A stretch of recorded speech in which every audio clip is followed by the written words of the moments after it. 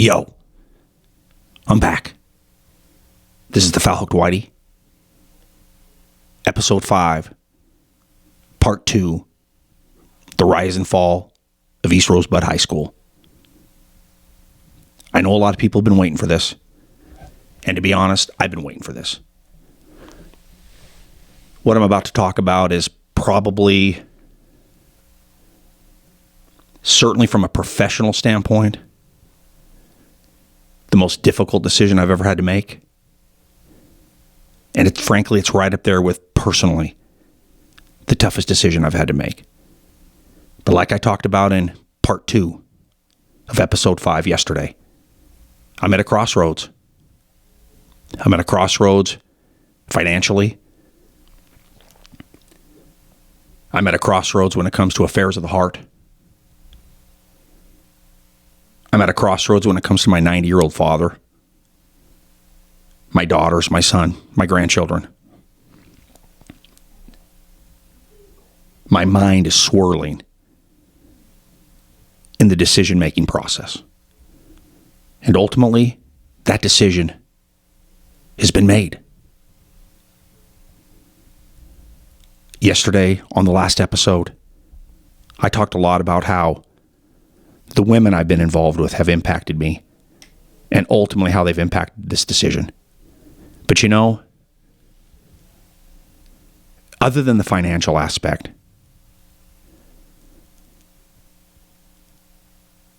I lead my life with a dick, not a set of tits. So this is all on me. Those relationships might have molded me and brought me to where I'm at right now, but the reveal is going to be based on what's best for Rich, what's best for the Foul Hooked Whitey, what's best for East Rosebud Fly Shop.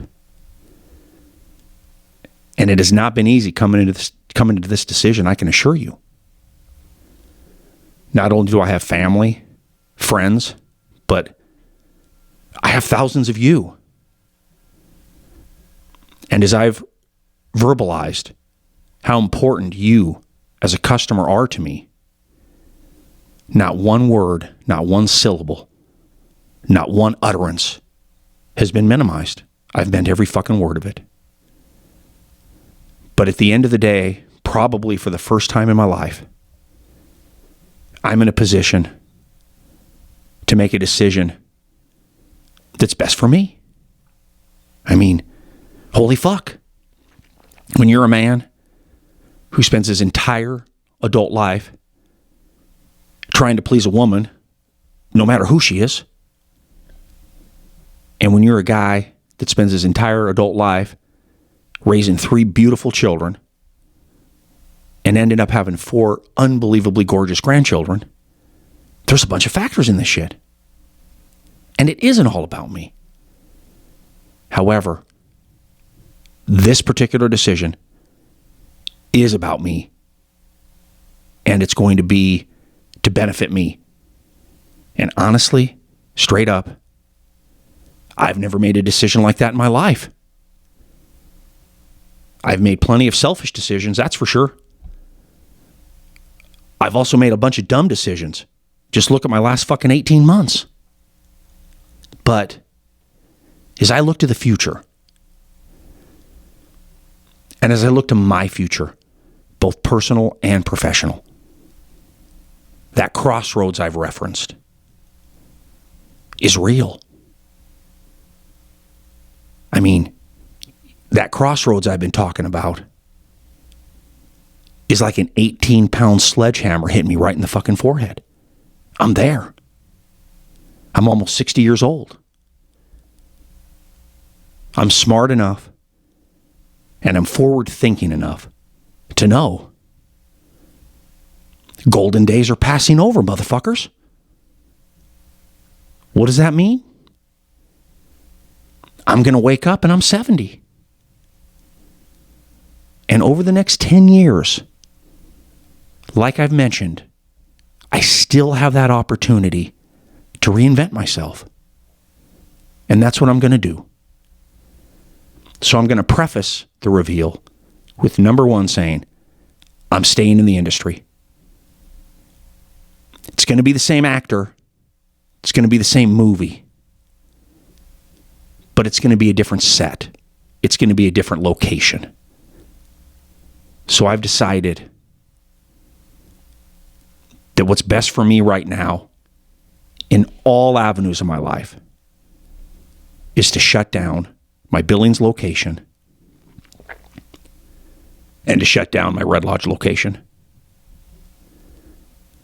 I want to say just before I get into the details that this is not anything I ever wanted to do, planned to do, or intended to do. But because of varying financial issues, including that nightmare fucking divorce from the River Goddess, that absolutely erratic, crazy, and out of control follow-up relationship, coupled with nuances like the cost of fucking doing business today. You know? I talked about my spirit animal being a beaver, primarily a sugar beaver. And that was all straight up true. I build to the point of fucking idiocy. I can't help it. That's what beavers do. So now, with limited time left in terms of my viability in the workforce, this beaver has to scale that back. This beaver has to learn. This beaver needs to get into a new, smaller pond so he can build smart and build right. And what I've done here has been smart. It has been right. But throw in all of those external circumstances, throw in all those fucking personal mistakes I've made, and that's completely outside of the industry of the specialty fly and tackle business. And as I look in the mirror, and I throw in a little bit of arrogance, a little bit of me, a little bit of what's right for the foul-hooked whitey, I don't have any choice. And that's hard for me because if you're a customer in my shop here in Billings, you've met my dad. 90 years old. You know, if there was an East Rosebud fly shop cheerleader, it would be a 90-year-old man in a cheerleading outfit with pom-poms, rooting for his son, rooting for his son's business. That's what my dad has been. And to reveal the reveal to my dad was the hardest thing I've ever had to do. To tell my children my plans. Hardest thing I've ever had to do. My plans of what I'm going to do with me and what I'm going to do with my business. The original motivation, believe it or not, and it's not a surprise considering how I've talked and how I've revealed, but it started out for a woman.